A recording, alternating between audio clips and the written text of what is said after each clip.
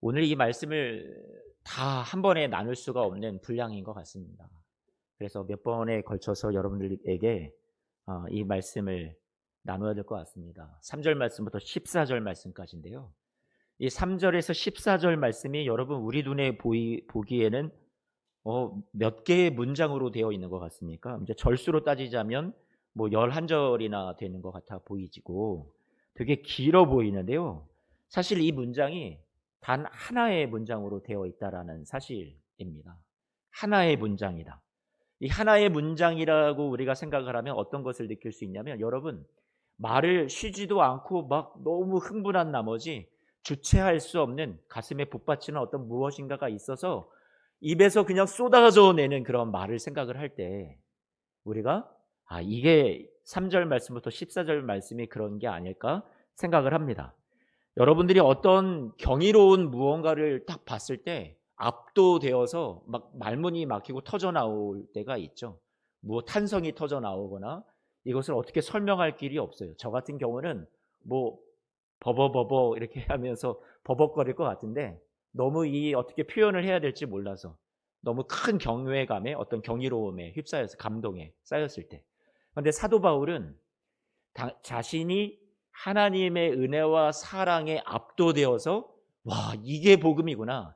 우리가 에베소 교회 성도들이 그 만만치 않은 에베소라는 그 죄악이 가득하고 우상이 가득한 도시에서 그리스도인으로 산다라는 것이 되게 어떻게 보면 세상적인 형통의 기준으로 봐서는 초라해 보이고 너무 작은 교회의 규모이고 너무 이것이 우리가 과연 이것을 믿음으로 살아낼 수 있을까 하는 세상살이였는데, 그런 그들에게 복음을 다시 들려주고 하나님 말씀을 들려주어서 그들이 세상에서 위축되지 않도록 떳떳하고 당당하게 살 수 있도록 하나님의 복음이 이런 겁니다라고 이들에게 전해주려고 하는데, 성령의 감동이 너무 크다 보니까 이 복음이 너무 어마어마하게 다가오다 보니까 이 한 문장에 한 달음에 그냥 쫙 써내려간 거예요. 200개가 넘는 그 단어를요 하나의 문장으로 이들에게 전한 거죠. 그 전했던 그 이야기가 찬송하리로다로 시작합니다. 우리 3절 말씀 한 번만 봐주세요. 3절 시작이 무엇으로 시작해요? 찬송하리로다. 탄성이 터져 나오는 거죠. 이거는 찬송할 수밖에 없다, 이 얘기예요. 이 복음은 이거를 이야기를 여러분들에게 들려주고 싶습니다. 에베소 교회 성도들이요 하면서 14절 말씀의 마지막에, 맨 마지막에 뭐라고 돼 있어요? 그의 영광을 어떻게 해요? 찬송하게 하려 하심이라. 찬송으로 시작해서 찬송으로 끝나는 이 사도 바울의 이 에베소 교회 성도들에게 알려주고 싶었던 하나님의 은혜, 하나님의 사랑, 이 복음의 영광을 이 사도 바울이 이 3절부터 14절까지 소개하고 있습니다. 3절 말씀에 다시 보니까 뭐라고 얘기하냐면, 찬송하리로다 하나님 곧 우리 주 예수 그리스도의 아버지께서 그리스도 안에서 하늘에 속한 뭐라고요? 모든 신령한 복을 우리에게 주셨대요. 그런데 누구 안에서 주셨다고 얘기합니까? 그리스도 예수 안에서. 에베소서에서 계속해서 강조되는 말씀이 있죠. 오늘 저와 여러분들이 읽었던 본문 안에서도 그 안에서 그리스도 예수 안에서 그 안에서 계속 반복되고 있단 말이에요. 에베소서 안에서 이 짧은 6장의 성경 안에서 35회나 예수 그리스도 안에 있다라는 여러분의 신분, 여러분의 정체성, 여러분의 현 주소를 밝히고 있습니다. 지난 시간에 말씀드렸듯이 만만치 않은 세상 속에서 살아가지만 여러분의 진짜 주소는 하나님 안에, 그리스도 안에 있다라는 것을 알려주고 싶었던 거죠. 그러니 세상 속에 있지만 우리가 그리스도 안에서 살아간다라는 이 자신감을 가지고 든든한 지원을 받고 있다라는 것을 생각할 때, 동행이 있다라는 것을 생각할 때 힘을 내서 살아가라고, 떳떳하게 멋지게 감당하면서 살아가라고 사도 바울은 에베소 교회 성도들을 알려주고 싶었던 거죠. 그래서 세상에서 우리를 볼 때는 복을 받지 못한 것 같지만 그리스도 예수 안에서 봤을 때는 이미 복을 받은 존재라는 거예요. 그래서 그리스도 예수 안에서 모든 신령한 복이라고 얘기하고 있어요. 모든이라는 것은 여러분 강조되는 게 뭐냐면 부족함이 없다라는 거죠. 세상에서 아쉬울 것이 많은 것 같아요. 우리의 삶을 보면요. 어떤 사람들처럼 다 부자가 되고 형통하고 다 성공하는 게 아니니까. 그런데 우리는 모든 복을 그리스도 안에서 받았다고 오늘 성경은 얘기해주고 있습니다. 우리에게 받은 것이 얼마나 넉넉하고 풍족한지 그 이상의 부차적인 어떤 다른 것들이 더 필요하다라고 말하지는 않고 있습니다. 여러분 어떤 복일까요? 여러분들 진짜 그런 복을 받으셨나요? 우리가 생각을 하면 고개가 갸우뚱거려지십니까? 내가 무슨 복을 받았다라는 거지. 세상적인 기준이 아니라고 분명히 말씀을 드렸어요. 그리스도 예수 안에서 받았다고 얘기하고 있어요. 4절부터 설명을 하고 있습니다. 어떤 복을 받았는지. 4절 말씀 처음 시작을 보니까 뭐라고 얘기를 해요? 곧 이렇게 시작합니다. 그게 뭔지 알려줄게. 창세 전에 그리스도 안에서 우리를 어떻게 하셨대요? 택하셨대요. 그리고 계속 이어서 나갑니다. 그 사랑 안에서 여러분들을 거룩하고 흠이 없게 하시고 5절 말씀에 그 기쁘신 뜻대로 우리를 예정하셔서 예수 그리스도로 말미암아 자기의 아들들이 되게 하시고 자녀로 삼으시고 사랑하시는 자 안에서 우리에게 거저 주신 은혜까지 주셨는데 여러분을 마침내 그의 은혜의 영광을 찬송하게 하는 자까지 여러분을 이끌어 가시겠다라고 말씀하시는 거죠. 이게 복이라는 거예요. 시편 말씀을 보면 한 시인이 시험에 듭니다. 주위의 사람들은 승승장구하는 것 같아요. 만사 형통하는 것 같아요. 부귀 영화를 누리는 것 같아요. 그런데 그들을 보면 악인들이 많았던 거예요. 하나님 앞에 믿음으로 말씀 지키면서 예배하면서 살아갔던 사람들이 아닌 것 같은데도 그들은 걱정거리도 없고 돈도 잘 벌고 아프지도 않고 고통 없이 그렇게 살아가는 것만 같아요. 그런데 이 시인은 자신의 삶을 돌아볼 때 자신은 그래도 예배하는 사람인데 상대적으로 자꾸만 쪼그라드는 기분입니다. 신앙의 회의가 생깁니다. 상대적으로 저 세상 사람들과 볼 때 복이 없는 듯 보입니다. 그래서 하나님 앞에 실망합니다. 예배의 자리를 떠난 적도 있습니다. 그런데 다시금 하나님 앞에 돌아와서 성소의 자리, 하나님이 함께 하시는 그 상징적인 장소죠. 하나님의 동행이 있는 곳. 그 자리에 다시 나아가게 될 때 아마 압도적인 하나님의 임재를 느꼈을 것 같아요. 세상에서는 줄 수 없는 그런 하나님의 임재와 동행과 따뜻함을 다시 예배 가운데 느꼈던 것 같습니다. 그래서 그제서야 진짜 복이 이거구나라는 걸 알았어요. 세상에서는 느낄 수 없었던 그 따뜻한 동행. 그래서 시인이 이렇게 고백하죠. 시편 73편 28절 말씀에 이렇게 고백합니다. 하나님께 가까이 함이 내게 복이었습니다. 나는 하나님 외에 다른 복을 찾아보려고 하나님 믿으면 나한테 이런 건강의 복, 물질의 복, 성공의 복, 형통의 복, 자녀의 복, 출세의 복 이런 것들이 따라줄 줄 알았는데 그런 것들이 따라주지 않아서 시험에 들었었습니다. 그런데 하나님, 내가 뒤돌아서 주님 앞에 다시 돌아와서 내가 깨닫는 것은 하나님 그 자체가 제게 복이었습니다. 이 고백이었단 말이에요. 하나님이 나의 피난처였습니다. 하나님, 내가 주님을 나의 피난처로 삼아 주님 안에 내가 거할 때 하나님 나에게 행하신 모든 행적이 매우 따뜻하고 감사한 일들이 많았었습니다. 지금 시인이 그거를 얘기하고 있는 거죠. 하나님을 가까이 함이 하나님과의 동행이 하나님 그분 자체가 가장 귀한 복인데 그동안 가시적이고요. 물질적인 복, 그게 신앙생활의 보상이라고 생각해 와서 내게 그게 없다라고 시험에 들었었다라는 거죠. 그런데 알고 보니 하나님이 복의 근원이었습니다. 여러분, 우리가 참 어려운 시간들을 보내고 있죠. 여러분, 다른 어떤 필요한 은혜들 있었으면 좋겠는데 그것들이 우리에게 채워지지 않아서 우리의 삶이 많이 힘겹습니다. 그때 우리 주님 앞에 우리 찬송의 가사처럼 이런 고백을 했었으면 좋겠어요. 다른 어떤 은혜 구하지 않으리. 오직 주님만이 내 삶의 도움이시니 주의 친구 되기 원합니다. 이 고백처럼요. 하나님의 은혜를 받아 하나님의 자녀로 하나님과 친구로 동행하며 살아가는 것이야말로 더할 나위 없이 우리가 복받은 사람이 아닌가. 여러분, 이 인생을 혼자 살아가는 것 외롭고 힘들 텐데 우리가 혼자 살아가는 것 아니라 세상에 여러분을 알아주는 이 아무도 없는 것 같지만 주님이 알아주시고 주님이 세상 끝날까지 우리와 동행해 주신다면 이것만큼 여러분 세상을 지으시고 여러분에게 최후 승리를 주시는 그 주님께서 여러분 세상 끝날까지 함께 하신다면 그 하나님을 얻은 것이 여러분 얼마나 우리에게 복 중에 복이겠냐라는 거죠.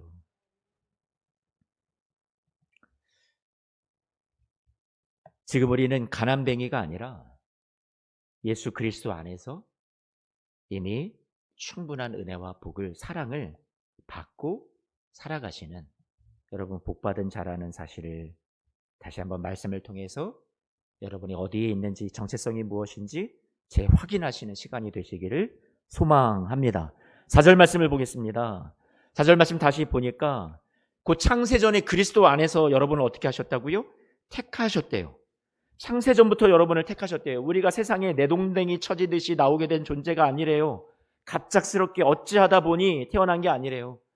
저희 집은 세 형제가 있는데, 남매인데, 옛날에 그런 거 있었잖아요. 아들, 딸 구별 말고 둘만 다 잘 기르자. 그때 제가 이제 태어났던 거죠. 그러니까 저는 셋째니까 저희가 태어나는 것을 원치 않으셨었대요, 부모님이. 그러니까 계획이 없었던 거죠. 그래서 지워야 되나 말아야 되나. 지웠으면 저는 여러분 여기에서 설교를 하지도 못했을 건데,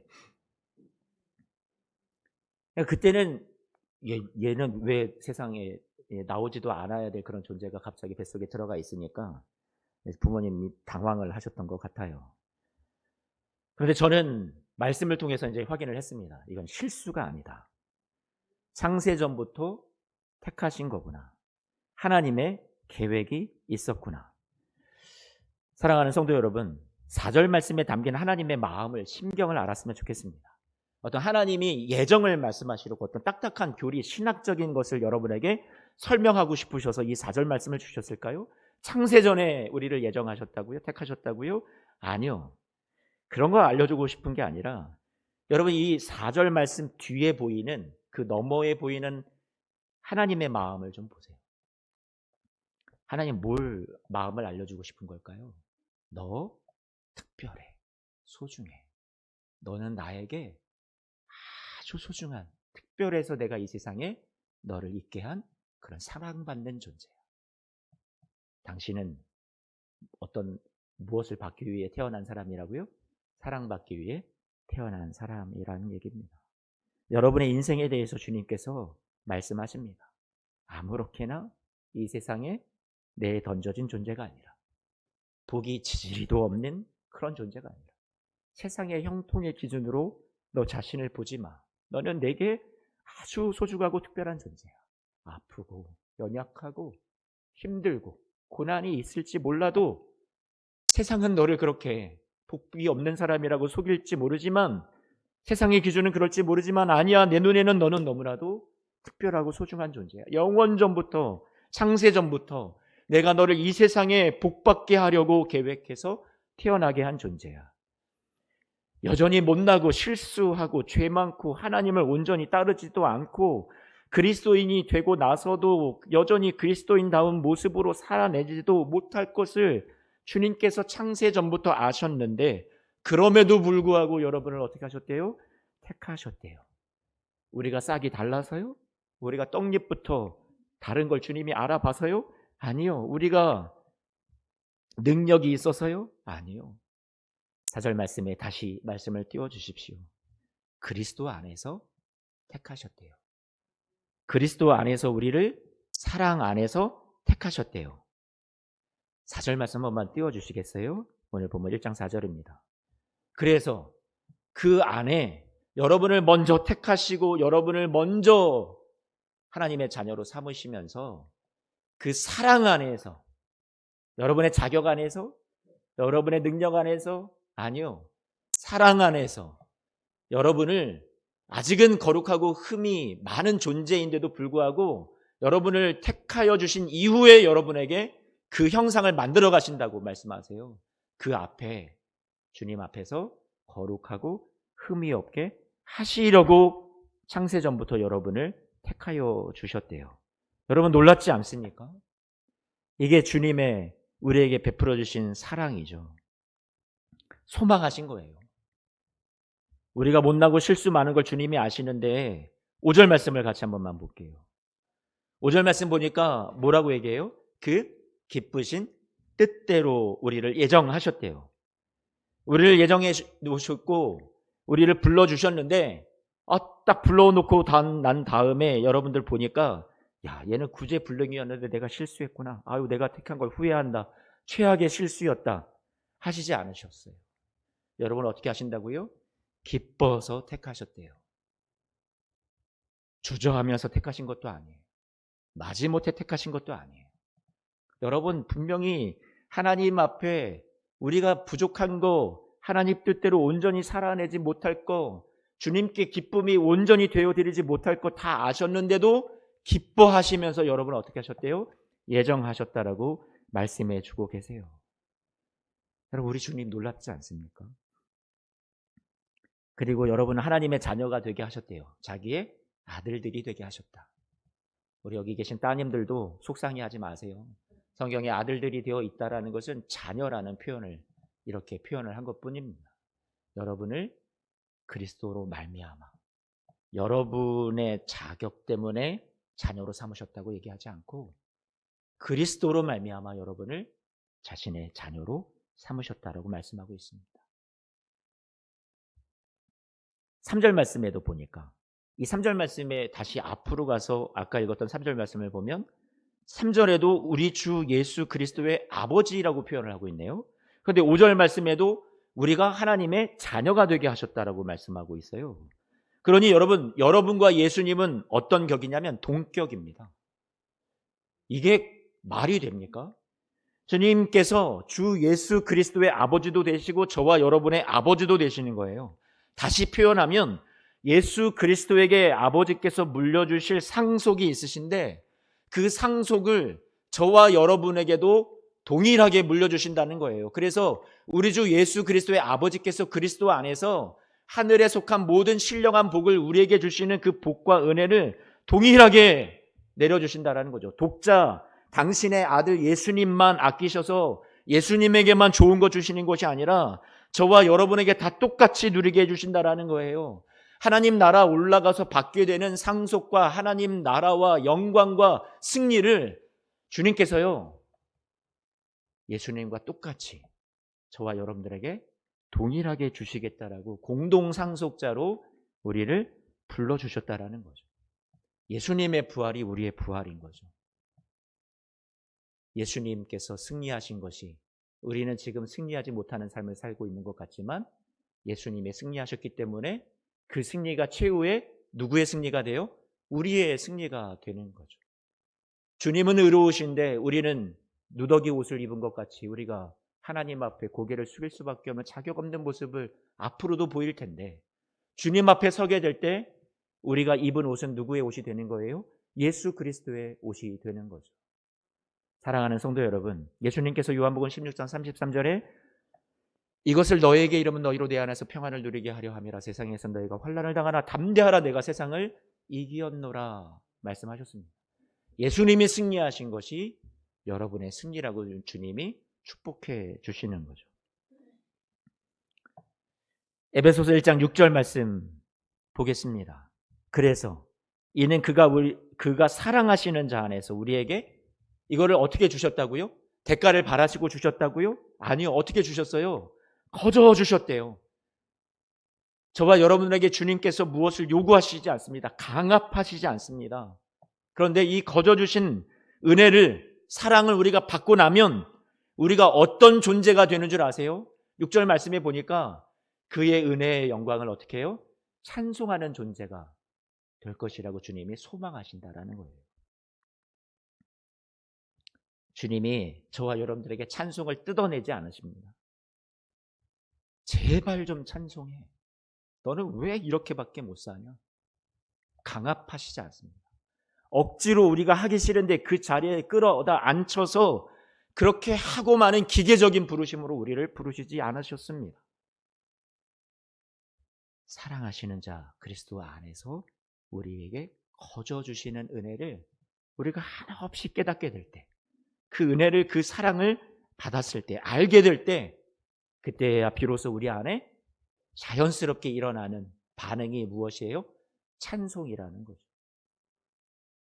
이 사랑을 알게 된 사람은요, 감격하면서 바울처럼 찬송이 터져나오는, 주님, 나에게 이런 은혜를, 이런 사랑을 주셨습니까? 찬송이 우리 안에서 주체할 수 없이 누가 막 억지로 등을 떠밀지 않아도 우리 안에서 이 찬송이 나올 수밖에 없는 거죠. 여러분 생각을 해보세요. 여러분이 받게 된 은혜가 과연 여러분의 자격에서 나왔나요? 여러분이 이 사랑과 은혜를 받을 기준이 여러분에게 있으셨나요? 아니요. 주님이 우리를 이렇게 사랑해 주신 그 사랑을, 은혜를, 거저 주신 은혜를 생각할 때 우리는 찬송하는 자가 될 수밖에 없는, 주님께서 그것을 우리에게 소망해 주고 계시다라는 거예요.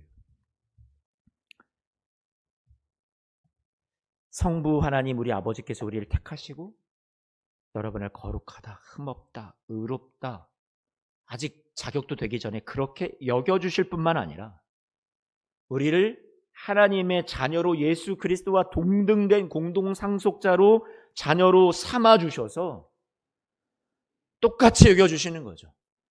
그리고 뿐만 아니라 저와 여러분들을 아직 한참 거리도 먼 것 같은데 하나님께 영광의 찬송이 되는 그 자리, 그것을 하나님 앞에 늘 돌려드리는 그런 사람과는 전혀 거리가 멀어 보이는 것 같은 우리 현실을 살고 있는데, 그 자리까지 내다보시고 아득하게만 보이는 우리를 여전히 소망해 주시면서 여러분을 먼저 창세전부터 택해 주셨다라는 거죠. 멋지지 않습니까? 하나님이요. 7절 말씀을 보면 이 하나님의 사랑뿐만 아니라 7절에는 예수 그리스도의 사랑에 대해서 말씀해 줍니다. 우리는 그리스도 안에서 그의 은혜의 풍성함을 따라 그의 피로 말미암아 어떻게 해요? 속량 곧 죄사함을 받았대요. 우리가 부족한 것을 우리 스스로 채워야 되는 것이 아니라 여러분이 할 수 없는, 여러분이 이루어낼 수 없는 그 여러분의 구원과 우리의 의로움을, 하나님의 자녀가 되는 것을 우리가 할 수 없으니까, 우리는 이것을 역부족이니까 주님께서 그리스도 안에서 그의 당신의 은혜의 풍성함을 따라서 저와 여러분들에게 그의 피로 말미암아 속량 곧 죄사함을 주셨다라고 말씀하고 있어요. 속량이라는 것은 대신 값을 치러주셨다라는 거잖아요. 여러분에게 죄값에 대해서, 저주에 대해서, 심판에 대해서, 여러분이 잘못 살아왔던 지난날의 모든 삶에 대해서 너가 책임져, 너가 값을 물어가 아니라 우리 주 예수 그리스도께서 대속해 주신 십자가의 사랑으로 모든 값은 다 지불되었다는 얘기예요. 값을 다 이미 완불해 주셨어요. 더 이상 저와 여러분들이 그리스도 예수 안에서 믿음으로 살아가면서 우리가 남아서 치러야 되는 몫이 우리에게 있지 않다라고, 남아있는 몫이 없다라는 것을 7절 말씀은 말씀해 주고 있습니다. 따라서 하겠습니다. 예수 그리스도 그분의 은혜로 충분합니다. 여러분의 삶에 그리스도의 은혜가 넉넉합니다. 세상을 이기고요, 죄악을 이기고요, 여러분의 못남과 무능을 이길 수 있는 풍성함은 우리 주 예수 그리스도 안에 있는 줄로 믿습니다. 그리스도의 보혈이 여러분의 모든 부족함을 씻기셨고 모든 죄값을 다 치루어 주신 줄로 믿습니다. 완불하셨어요. 그러니 앞으로 주님께서 저와 여러분들에게 무엇을 더 내놓아라, 무엇을 더 바쳐라, 무엇을 더 지불해라 말씀하지 않으십니다. 왜요? 그리스도로 충분하기 때문에. 완불되셨다는 얘기예요. 다 탕감받았습니다. 우린 주님께 갚아야 될 빚이 있다면 그저 이 사랑 가지고 우리가 주님께 뭔가를 더 헌신하고 바쳐야 된다라기보다 여러분들이 주위에 나누시면 되겠죠. 성자 예수님만 그러신 것이 아니라 성령께서 저와 여러분들의 삶에 함께 하신다고 13절 14절 말씀 같이 볼까요? 13, 14절 말씀입니다. 같이 한번만 읽어보겠습니다. 시작. 그 안에서 너희도 진리의 말씀 곧 너희의 구원의 복음을 듣고 그 안에서 또한 믿어 약속의 성령으로 인치심을 받았으니 이는 우리 기업의 보증이 되사 그 얻으신 것을 속량하시고 그의 영광을, 네, 성자 예수님의 대속의 은혜가 혹시 부족하다고 생각이 되십니까? 아버지 하나님의 영원전부터 창세전부터 택하신 여러분을 하나님의 자녀로 삼으신 거룩하고 흠이 없는 주님을 찬송하는 자로 만들어 가시는 그 사랑도 혹시 부족하다고 생각하십니까? 아니요, 부족하지 않은데 거기에다가 이것으로도 충분하다는 생각이 드는데 또 성령께서 여러분을 가만히 내버려두지 않으신대요. 버려두지 않으신대요. 뭐라고 말씀합니까? 성령께서 여러분을 도장을 쾅쾅 찍으셨대요. 넌 내 거야. 뺏기지 않아. 내 소유야. 그게 성령의 인치심을 받았다라는 거죠. 그리고 성령께서 인쳐 주셔서 여러분에게 무엇이 되어주고 싶으신 거예요? 오늘 말씀을 보니까 이렇게 말씀합니다. 약속의 성령으로 인치심을 받았으니 14절 말씀 띄워주실래요? 이는 우리의 기업에 뭐가 되신다고요? 보증이 되신대요. 우리가 어떤 집을 들어가게 될 때 진짜 그것을 들어가게 될지 아닐지 보증해 주는 게 뭐예요? 보증금이죠. 그렇죠? 어떤 물건을 살 때 이게 내게 될지 아닐지를 보증받기 위해서, 진짜 되기 위해서 우리는 보증금이라는 것을 겁니다. 그렇다면 오늘 이 말씀은 저와 여러분들이 내 스스로를 생각할 때 이렇게 못났는데, 이렇게 자격이 없는데, 이런 나를 주님이 과연 나에게 승리를 주실까? 그 예수님의 부활을 나에게 주시고 공동상속자로 과연 삼아 주실까? 주님께서 나에게 하나님 나라를 기업으로 물려주시고 나에게 온전한 구원에 과연 들어가게 하실까? 천국이 과연 나의 것일까? 우리로서는 자신이 없어요. 우리는 늘 주님 앞에 면목이 없어서 주님 앞에 감히 고개를 못 들 것만 같단 말이에요. 자꾸 여러분들은 자신의 자격을 생각을 하겠죠. 그런데 그때마다 주님께서 저와 여러분들에게 무엇을 통해서 알려주시냐면 여러분 안에 계신 성령을 주님께서 여러분에게 보내주셔서 깨닫게 하시는 거죠. 여러분 안에 계신 성령께서 도장을 찍어주셨다고요. 여러분은 하나님의 것이라고. 그리고 뿐만 아니라 하나님 나라 가기까지, 최후 승리를 얻기까지 여러분 하나님 나라가 여러분의 소유되고 여러분 평생에 영원히 거할 거처가 되게 하기 위해서 성령께서 여러분에게 보증금이 되어주셨다라고 말씀하시는 거죠.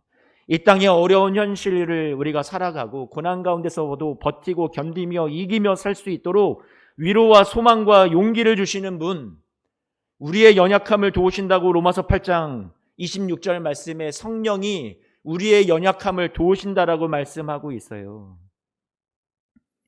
사랑하는 성도 여러분, 이 못난 우리를 마지막까지 이루고야 마시겠다라는 약속을 오늘 하나님 말씀을 통해서 저와 여러분들에게 들려주십니다.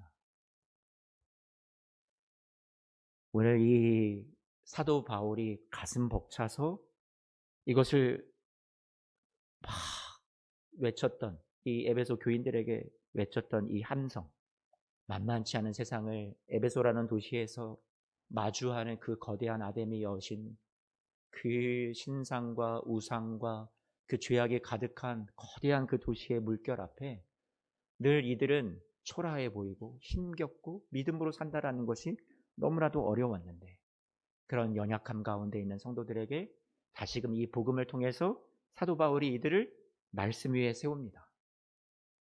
여러분 그리스도 예수 안에 있습니다. 이 세상에 하나님이 버리신 것도 아니고 내동댕이 쳐진 존재도 아니고 특별합니다. 소중한 하나님의 자녀들입니다. 하나님이 창세전부터 여러분을 택하셔서 예정하셨고 여러분 하나님의 자녀로 삼으신 것이 여러분이 흠이 없고 처음부터 거룩해서가 아니라 자격도 기준도 없는데 먼저 자녀 삼으시고 거룩하고 흠이 없게 만들어 가시고 하나님께 영광의 찬송이 되기에는 까마득하게 거리가 멀어 보이는 나이지만 그런 여러분도 하나님 앞에 영광의 찬송이 되는 자리까지 이끌어 가시는 소망을 가지고 우리를 불러주셨고, 뿐만 아니라 우리가 우리의 값을, 죄값을, 우리의 심판, 우리의 저주 감당할 수 없어서 우리는 소망이 없었던 존재였는데 예수 그리스도께서 저와 여러분들을 위해서 자신의 목숨을 대속물로 내어주시고 우리가 치러야 되는 모든 값을 대신 다 치러주셔서 완불해 주셔서 우리에게 그 어떤 것도 요구하지 아니하시고 저와 여러분들 그저 주 예수 그리스도 안에서 주어진 이 복과 은혜를 누리면서 당당하게 떳떳하게 살아가라고. 그렇지만 세상 속에서 여전히 만만치 않고 믿음으로 살아간다는 것이 쉽지 않을 때 우리가 결단도 하고 다시 한번 하나님 앞에 말씀 위에 살아보겠다라고 살아가지만 또다시 그런 의지가 꺾이고 우리의 희망이 자꾸만 사라지고 기도할 용기마저 사라져갈 때 성령께서 저와 여러분들에게 도장을 찍어주시면서 너는 내 거라고 했잖아, 포기하지 마, 세상 끝날까지 저와 여러분들에게 보증이 되어주시면서 여러분의 연약함을 도우시고 함께 하셔서 마침내 주님의 승리가 우리의 승리가 되게 하시고 온전한 구원을 저와 여러분들에게 이루게 하시고 하나님 나라의 상속을 우리에게 물려주시는 귀한 은혜의 자리까지 이끌어 주실 줄로 믿습니다. 이것을 사도 바울이 에베소 교회 성도들에게 전하고 싶었던 거예요. 저의 이 짧은 혀로는, 저의 이 다 담아낼 수 없는 이 부족한 이 그릇으로는 여러분에게 이 하나님의 은혜의 말씀을 다 전하지 못한 것 같아요. 그런데 여러분, 오늘 하나님의 마음을 제가 너무 부족해서 부분적으로밖에 전하지 못했던 그 하나님의 크신 사랑을 여러분 오늘 가슴으로 다시 한번 생각해 보시고요. 또 묵상하시고 그 사랑 앞에, 하나님 앞에 찬송으로 자연스럽게 반응하시면서 나아가시는 우리 사랑하는 성도님들 되셨으면 좋겠습니다. 우리 함께 일어나시죠.